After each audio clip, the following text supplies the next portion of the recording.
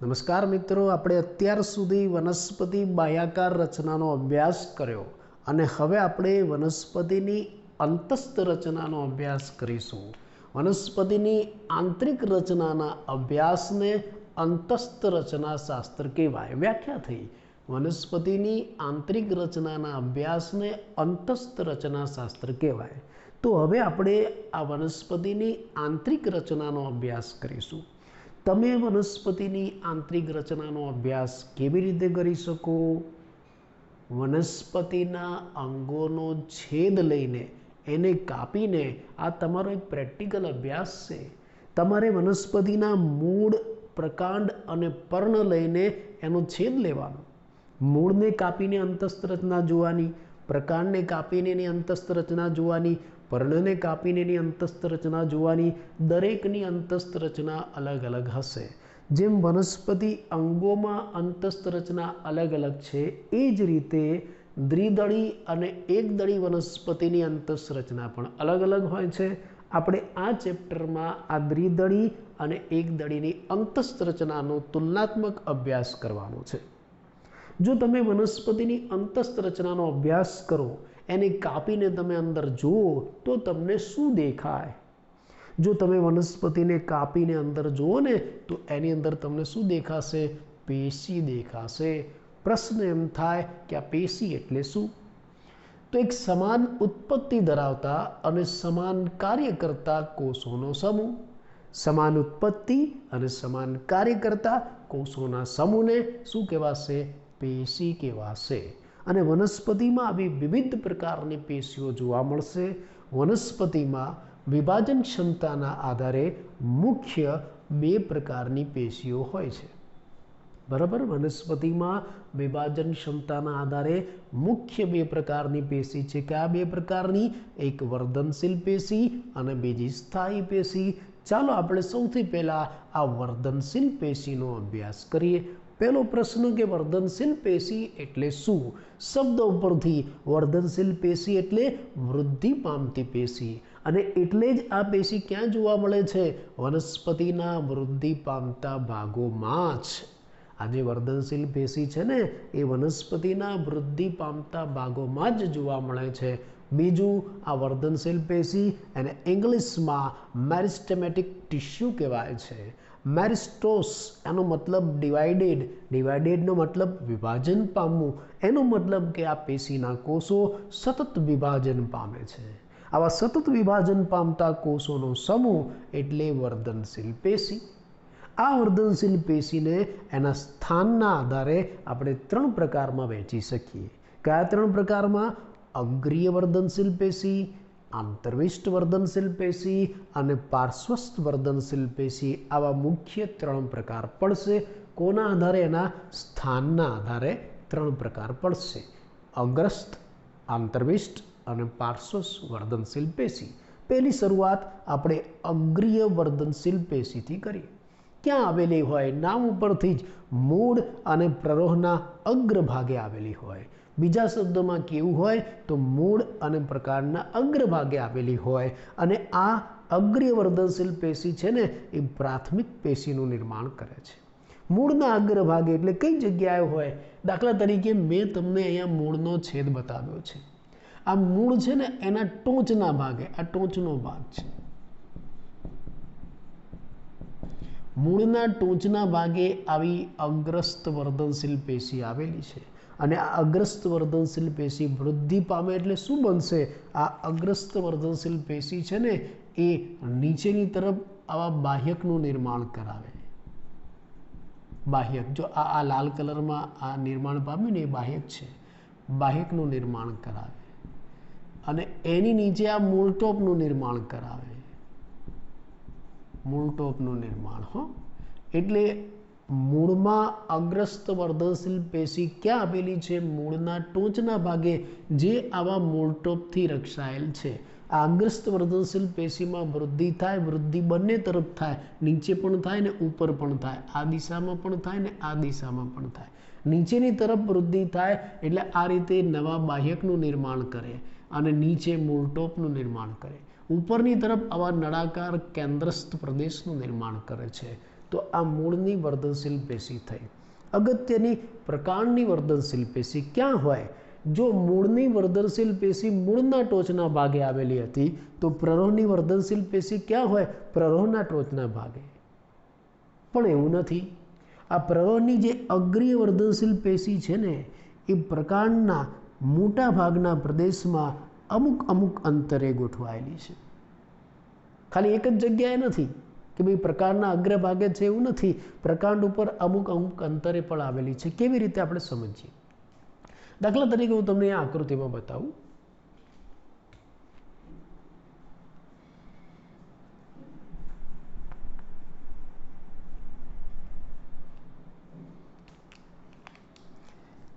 ચલો આ એક પ્રકાંડ છે અને આ પ્રકાંડની અગ્રસ્ત વર્ધનશીલ પેશી આ રહ્યા. અગ્રસ્ત વર્ધનશીલ પેશી. આ અગ્રસ્ત વર્ધનશીલ પેશી છે એમાંથી શું બનશે? આ અગ્રસ્ત વર્ધનશીલ પેશી વૃદ્ધિ પામે ને એટલે પ્રકાંડની લંબાઈ વધે, એ લાંબુ થાય પ્રકાંડ. ચલો આ પ્રકાંડનું વિસ્તરણ થયું અને એમાંથી સાઈડમાં આવું પર્ણ બને. આ અગ્રસ્ત વર્ધનશીલ પેશીમાંથી જો અગ્રસ્ત વર્ધનશીલ પેશી, પ્રકાંડની અગ્રસ્ત વર્ધનશીલ પેશી પ્રકાંડના અગ્રભાગે જ હોય, વાત સાચી.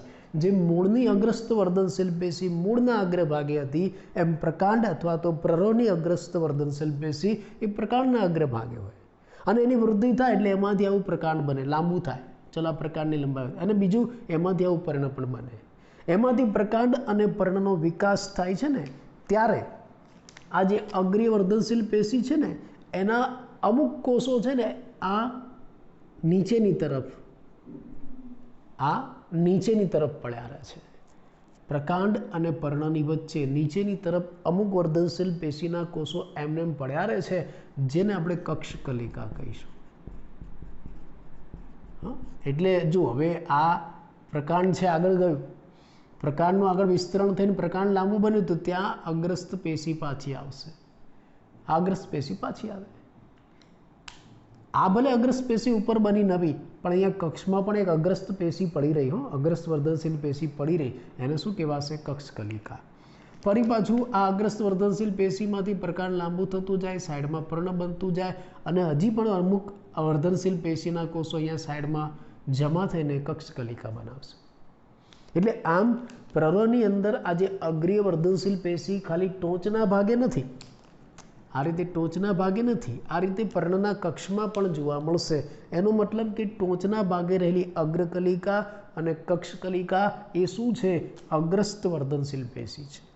પ્રરોહમાં પ્રકાંડમાં જે અગ્રકલિકા હોય અને કક્ષકલિકા હોય એ વાસ્તવમાં શું છે? અગ્રીય વર્ધનશીલ પેશી. એટલે તમે જો મૂળમાં તમે એવું જોયું કે મૂળના ટોચના ભાગે અગ્રસ્ત વર્ધનશીલ પેશી હોય અને એમાંથી પછી વૃદ્ધિ પામીને નીચેના અને ઉપરના ભાગો બને. પણ પ્રકાંડમાં એવું નથી. પ્રકાંડમાં આ અગ્રસ્ત વર્ધનશીલ પેશી ખાલી એક જગ્યાએ જ નથી, અમુક અમુક અંતરે આવેલી છે. જો અહીંયા પણ કક્ષકલિકા, અહીંયા પણ કક્ષકલિકા અમુક અમુક અંતરે જોવા મળશે. પ્રકાંડની અંદર આ અગ્રસ્ત વર્ધનશીલ પેશી ક્યાં છે? આ અગ્રકલિકામાં પણ છે અને આ કક્ષકલિકામાં પણ છે. કક્ષકલિકા કેવી રીતના બની? તો કે આ અગ્રકલિકા વૃદ્ધિ પામીને આખું નવું પ્રકાંડ બનાવ્યું, પર્ણ બનાવ્યા, ત્યારે એના કક્ષમાં થોડાક કોષો એમને બાકી રહ્યા વર્ધનશીલ પેશીના, જેને આપણે કક્ષકલિકા કહીશું. અને આ કક્ષકલિકા આગળ વિકાસ પામીને એમાંથી શાખા, પર્ણ વગેરે બનાવશે. અહીંયા એક પ્રકારનો છેદ બતાવ્યો છે. આ પ્રકારની અગ્રસ્ત વર્ધનશીલ પેશી છે, પ્રરોહની અગ્રસ્ત વર્ધનશીલ પેશી. એમાંથી અંકુરણ થઈને આવા નવા પ્રાંકુરો, નવી શાખા બની. સાઈડમાં આવું પર્ણ બન્યું, આ બંને બાજુ પર્ણ બન્યું અને ત્યારે કક્ષમાં આવી કક્ષકલિકા બની. સમજાયું? આ અગ્રસ્ત વર્ધનશીલ પેશી હતી એ વૃદ્ધિ પામે એટલે ઉપર આવું પ્રાંકુર બનાવે અને સાઈડમાં આવું પર્ણ બનાવે. આ પ્રાંકુર એટલે કે પ્રકાંડ જે બન્યું અને આ પર્ણ બન્યું એની કક્ષમાં આવી કક્ષકલિકા બને. એનો છેદ અહીંયા બતાવેલો છે. સમજાય ગયું? કક્ષકલિકા એટલે શું? તો અહીંયા વ્યાખ્યા આપી છે. પર્ણોના નિર્માણ અને પ્રકાંડના વિસ્તરણ દરમિયાન પ્રરોહની અગ્રીય વર્ધનશીલ પેશીના કેટલાક કોષો નીચેની તરફ એમનેમ ગોઠવાયેલા રહે છે, જે કક્ષકલિકાનું નિર્માણ કરે છે. ફરી એકવાર, પર્ણોના નિર્માણ અને પ્રકાંડના વિસ્તરણ દરમિયાન पर्णની અગ્રીય વર્ધનશીલ પેશીના કોષો નીચેની તરફ ગોઠવાઈને કક્ષકલિકાનું નિર્માણ કરે છે। અહીંયા આપણે બતાવ્યું કે ભાઈ પર્ણોનું નિર્માણ થયું અને આ પ્રકારનું વિસ્તરણ થયું। એ દરમિયાન કેટલાક કોષો છે આમ નીચેની તરફ પડ્યા રહે છે જે કક્ષકલિકા બનાવશે। આ જે અગ્રીય વર્ધનશીલ પેશી છે ને એ વનસ્પતિના પ્રાથમિક દેહનું નિર્માણ કરે છે, એટલે પ્રાથમિક વૃદ્ધિ માટે જવાબદાર છે। આ અગ્રીય વર્ધનશીલ પેશી વનસ્પતિના પ્રાથમિક દેહમાં અધિસ્તરીય પેશી, આધારોદક પેશી અને વાહક પેશીનું નિર્માણ કરે છે। આ અગ્રીય વર્ધનશીલ પેશી અગત્યની, જ્યારે બીજાંકુરણ થાય ને ત્યારે સૌ પ્રથમ વખત આ અગ્રીય વર્ધનશીલ પેશી જ વૃદ્ધિ પામે અને એમાંથી જ વનસ્પતિ દેહ રચાય। શરૂઆતનો વનસ્પતિ દેહ આ અગ્રીય વર્ધનશીલ પેશીમાંથી રચાય છે, એટલે એને પ્રાથમિક વર્ધનશીલ પેશી કહેવાય। આવી જ બીજી પ્રાથમિક વર્ધનશીલ પેશી છે આંતરવિષ્ટ વર્ધનશીલ પેશી। નામ ઉપરથી જ તમને ખ્યાલ આવે ક્યાં આવેલી હશે। આંતરવિષ્ટ વર્ધનશીલ પેશી એટલે સ્થાયી પેશીઓની વચ્ચે વચ્ચે, પરિપક્વ સ્થાયી પેશીઓની વચ્ચે વચ્ચે આ આંતરવિષ્ટ વર્ધનશીલ પેશી આવેલી છે। પ્રેક્ટિકલી તમારે જોવી હોય તો તમે એને જોઈ શકો। ક્યાં જોઈ શકો? તૃણાહારી પ્રાણીઓ દ્વારા જે ઘાસ કે વનસ્પતિ ખવાઈ ગઈ હોય ને એ ભાગોમાં તમે જોઈ શકો। કોઈ ચરતા તૃણાહારી પ્રાણીઓ એ ઘાસ ખાતા હોય, કોઈ વનસ્પતિ વગેરે ખાઈ જતા હોય તો કપાયેલો ખવાયેલો ભાગ છે ત્યાં તમે જોઈ શકો। કેવી રીતે? ચાલો આપણે યાદ કરીએ કે ભાઈ તૃણાહારી પ્રાણીઓ દ્વારા ઘાસ કે વનસ્પતિના જે ભાગ ખવાઈ ગયા હોય, ખવાઈને દૂર થઈ ગયા હોય તે ભાગમાં આ આંતરવિષ્ટ વર્ધનશીલ પેશી જોવા મળશે। કયા ભાગમાં? તો તૃણાહારી પ્રાણીઓ દ્વારા ઘાસ કે વનસ્પતિના જે ભાગો ખવાઈને દૂર થઈ ગયા હોય એ ભાગની અંદર આંતરવિષ્ટ વર્ધનશીલ પેશી જોવા મળશે। અને એ આંતરવિષ્ટ વર્ધનશીલ પેશી શું કરશે? આ દૂર થઈ ગયેલા ભાગોનું પુનઃનિર્માણ કરશે। આને આપણે આંતરવિષ્ટ વર્ધનશીલ પેશી કહીશું। એટલે તમે જો માન લો કે ઘેટા બકરા વગેરે ઘણી વખત નાની નાની વેલ હોય અથવા તો પછી મહેંદી ઉગાડેલી હોય એના પર્ણો વગેરે ખાઈ જાય, પણ છતાં અમુક સમય થાય ને તો ત્યાં પાછા નવા પર્ણો ઉગી જાય। એ વનસ્પતિ જે થોડી ઘણી ખાઈ ગઈ નવી બની જાય, કેમ? ત્યાં શું છે? આંતરવિષ્ટ વર્ધનશીલ પેશી આવેલી છે। તો આ અગ્રીય વર્ધનશીલ પેશી અને આ આંતરવિષ્ટ વર્ધનશીલ પેશી બંનેને પ્રાથમિક વર્ધનશીલ પેશી કહેવાય છે। અને હવે આપણે ત્રીજી જોઈએ, દ્વિતીય વર્ધનશીલ પેશી અથવા તો પાર્શ્વસ્વર્ધનશીલ પેશી। પ્રાથમિક વર્ધનશીલ પેશીના નિર્માણ પછી આ બને છે। આ જે દ્વિતીય વર્ધનશીલ પેશી અથવા તો પાર્શ્વસ્વર્ધનશીલ પેશી છે ને એ પ્રાથમિક વર્ધનશીલ પેશીના નિર્માણ પછી બને છે। મૂળ અને પ્રકાંડ પરિપક્વ થઈ જાય ને પછી એની અંદર જોવા મળે છે। મૂળ અને પ્રકાંડ પરિપક્વ થાય પછી જોવા મળે છે અને આખી નળાકાર સાઈડમાં આવેલી છે, એટલે જ આ દ્વિતીય વર્ધનશીલ પેશીને પાર્શ્વસ્વર્ધનશીલ પેશી કહેવાય। નળાકાર છે। કેવી? હું તમને પ્રેક્ટિકલી બતાવું, સમજાવું તમને।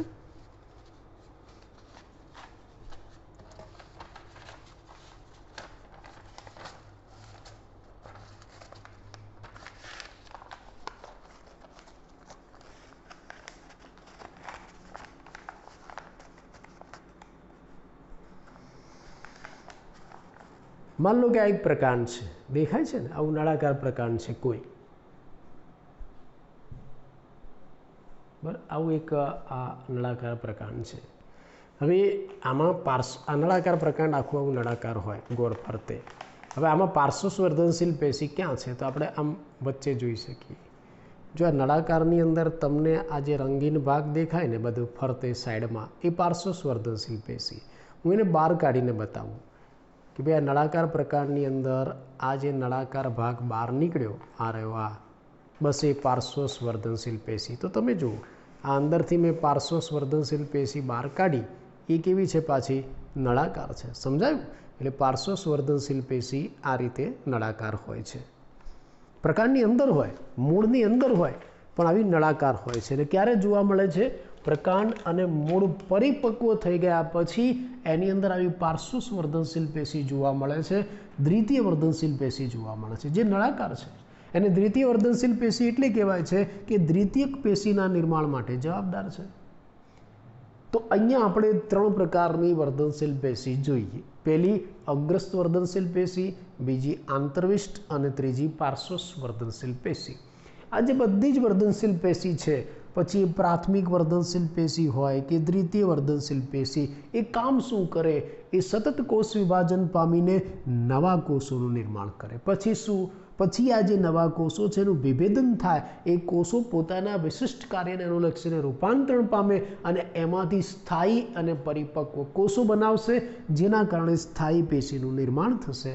તો આમ આ જે વર્ધનશીલ પેશી છે એ છેલ્લે શું બનાવે છે? સ્થાયી પેશી બનાવે છે.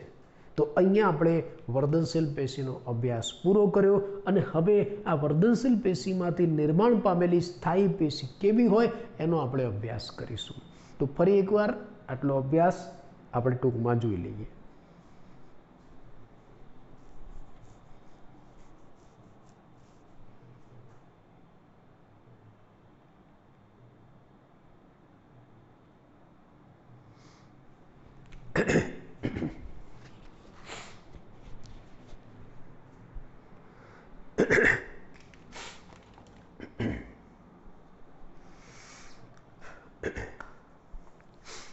જો મિત્રો, આપણે અત્યાર સુધી વનસ્પતિની બાહ્યાકાર વિદ્યાનો અભ્યાસ કર્યો અને હવે આપણે વનસ્પતિની અંતસ્થ રચના જોવી છે, એની આંતરિક રચનાનો અભ્યાસ કરવો છે. વનસ્પતિની આંતરિક રચનાનો અભ્યાસ એટલે કે અંતસ્થ રચના શાસ્ત્ર. તમારે કોઈ વનસ્પતિની આંતરિક રચનાનો અભ્યાસ કરવો હોય તો તમારે એ વનસ્પતિના છેદ લેવા પડે, એના અંગોને કાપવા પડે. તમે એને કાપીને એની અંતસ્થ રચનાનો અભ્યાસ કરી શકો છો. એટલે તમારે મૂળ, પ્રકાંડ, પર્ણો વગેરે લઈ એનું છેદ લેવાનું, આવું તમારે પ્રેક્ટિકલમાં આવશે, જેથી કરીને તમે આ અંગોની અંતસ્થ રચના જોઈ શકો છો અને એની વચ્ચેનો તફાવત પણ જાણી શકો છો. જેમ અંગોની અંતસ્થ રચનામાં તફાવત છે, એવી જ રીતે વનસ્પતિઓમાં પણ તફાવત હોય. એકદળી અને દ્વિદળી વનસ્પતિની અંતસ્થ રચનામાં પણ તફાવત હોય. આ બધું આપણે આ ચેપ્ટરમાં ભણવાનું છે. દાખલા તરીકે તમે આ રીતે કોઈ વનસ્પતિ લીધી અને એના અંગોને કાપ્યું તો એની અંદર તમને શું જોવા મળશે? એની અંદર તમને પેશી જોવા મળશે. પહેલો પ્રશ્ન થાય કે પેશી એટલે શું? તો એક સમાન ઉત્પત્તિ અને સમાન કાર્ય કરતા કોષોનો સમૂહ, જેને શું કહેવાશે? પેશી. આમ તો વનસ્પતિમાં ઘણી બધી પેશી હોય છે, પણ વિભાજન ક્ષમતાના આધારે આ પેશીને આપણે બે પ્રકારમાં વહેંચીશું: વર્ધનશીલ પેશી અને સ્થાયી પેશી. વર્ધનશીલ પેશી અને સ્થાયી પેશી. વર્ધનશીલ પેશી, સૌથી પહેલી શરૂઆત વર્ધનશીલ પેશીથી આપણે કરી. વર્ધનશીલ પેશી એટલે શું? વૃદ્ધિ પામતી પેશી. ક્યાં જોવા મળશે? વનસ્પતિના વૃદ્ધિ પામતા ભાગોમાં. ઇંગ્લિશમાં એને મેરિસ્ટેમેટિક ટિશ્યુ કહેવાય. મેરિસ્ટોસ એટલે ડિવાઇડેડ, વિભાજન પામવું. એનો મતલબ કે આ વર્ધનશીલ પેશીના કોષો સતત કોષ વિભાજન પામે છે. તો આવા સતત કોષ વિભાજન પામતા કોષોનો સમૂહ એટલે જ વર્ધનશીલ પેશી. આ વર્ધનશીલ પેશીને સ્થાનના આધારે આપણે ત્રણ પ્રકારમાં વહેંચી શકીએ: અગ્રસ્થ, આંતરવિષ્ટ અને પાર્શ્વ વર્ધનશીલ પેશી. અગ્રસ્થ વર્ધનશીલ પેશી ક્યાં આવેલી હોય? અગ્રભાગે મૂળ અને પ્રરોહના અગ્રભાગે. આ મૂળના ટોચના ભાગે અગ્રસ્થ વર્ધનશીલ પેશી છે, તમે જોઈ શકો છો. જ્યારે પ્રરોહમાં આ અગ્રસ્થ વર્ધનશીલ પેશી ખાલી ટોચના ભાગે નથી, પ્રકાંડમાં અમુક અંતરે કક્ષકલિકા સ્વરૂપે પણ જોવા મળે છે. એટલે પ્રકાંડમાં જે અગ્રકલિકા અને કક્ષકલિકા બંને અગ્રસ્થ વર્ધનશીલ પેશી કહેવાય. આ કક્ષકલિકા કેવી રીતે બને હું તમને સમજાવું. પહેલી વાત, અગ્રસ્થ વર્ધનશીલ પેશી એ પ્રરોહ કે પ્રકાંડના અગ્રભાગે હોય. આ પ્રરોહ કે પ્રકાંડના અગ્રભાગની વૃદ્ધિ થાય એટલે એમાંથી પ્રકાંડ લાંબુ બને અને ખૂણામાં આવું પર્ણ બને. પ્રકાંડનું વિસ્તરણ થાય અને પર્ણનો વિકાસ થાય. એ દરમિયાન આ અગ્રસ્થ વર્ધનશીલ પેશીના અમુક કોષો છે એ નીચે એમનેમ પડ્યા રહે છે, જે શું બનાવશે? કક્ષકલિકા. એ પણ આગળ વિકાસ પામીને એમાંથી શાખા, પર્ણો અથવા તો પુષ્પ વગેરે બની શકે છે. તો આ રીતે પ્રકાંડમાં ખાલી એક ટોચના ભાગે જ અગ્રસ્થ વર્ધનશીલ પેશી છે એવું નથી. આ કક્ષમાં રહેલી કક્ષકલિકા પણ અગ્રસ્થ વર્ધનશીલ પેશી છે. અને આ અગ્રસ્થ વર્ધનશીલ પેશી વનસ્પતિના પ્રાથમિક દેહના નિર્માણ માટે જવાબદાર છે, એટલે એને પ્રાથમિક વર્ધનશીલ પેશી કહેવાય. આ અગ્રસ્થ વર્ધનશીલ પેશી વનસ્પતિના પ્રાથમિક દેહમાં અધિસ્તરીય પેશી, આધારોતક પેશી અને વાહક પેશીનું નિર્માણ કરે છે. આવી જ બીજી પ્રાથમિક વર્ધનશીલ પેશી આંતરવિષ્ટ વર્ધનશીલ પેશી છે. ક્યાં આવેલી છે? નામ ઉપરથી જ સ્થાયી પરિપક્વ પેશીઓની વચ્ચે આવી આંતરવિષ્ટ વર્ધનશીલ પેશી આવેલી છે. પ્રેક્ટિકલી તમે એને જોઈ શકો છો. ક્યાં જોઈ શકો? માની લો કે કોઈ તૃણાહારી પ્રાણીઓ ઘાસ કે અમુક વનસ્પતિને ખાઈ ગયા હોય અને એના ભાગો કાપી નાખેલા હોય, તો એ કપાયેલા બાકી રહેલા ભાગોમાં આવી આંતરવિષ વર્ધનશીલ પેશી હોય, જે ફરી પાછા એ ભાગનું નવું નિર્માણ કરે છે, પુનઃનિર્માણ કરે છે. આ અગ્રસ્ત અને આંતરવિષ વર્ધનશીલ પેશી બંને પ્રાથમિક વર્ધનશીલ પેશી કહેવાય છે, કેમ કે વનસ્પતિના પ્રાથમિક દેહનું નિર્માણ કરે છે. એમ તો વનસ્પતિમાં દ્વિતીય વર્ધનશીલ પેશી પણ હોય છે, જે ક્યારે જોવા મળે છે? પ્રાથમિક વનસ્પતિના નિર્માણ પછી. પ્રાથમિક વર્ધનશીલ પેશીના નિર્માણ પછી, પ્રાથમિક વર્ધનશીલ પેશી બની ગયા પછી, વનસ્પતિ પરિપક્વ થઈ ગયા પછી તમને આવી દ્વિતીય વર્ધનશીલ પેશી જોવા મળે. પરિપક્વ મૂળ અને પ્રકાંડની અંદર આવી દ્વિતીય વર્ધનશીલ પેશી આવેલી છે. અને આ દ્વિતીય વર્ધનશીલ પેશી સાઈડમાં નળાકાર સ્વરૂપે છે, એટલે એને પાર્શ્વસ્વર્ધનશીલ પેશી કહેવાય. બીજું, આ પાર્શ્વસ્વર્ધનશીલ પેશી દ્વિતીયક પેશીનું નિર્માણ કરે છે, માટે એને દ્વિતીય વર્ધનશીલ પેશી એવું નામ પણ આપેલું છે.